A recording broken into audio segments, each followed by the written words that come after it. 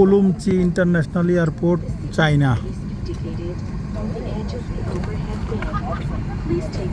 আজ 16 এপ্রিল 2026 ইংরেজি।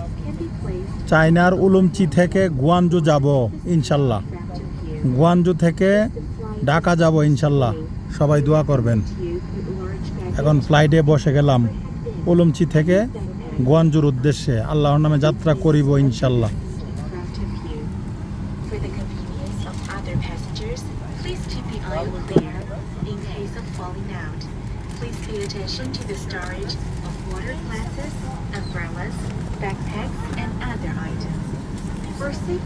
China southern airlines, সবাই উঠতেছে, যার যার মাল জায়গা মতো রাখতেছে।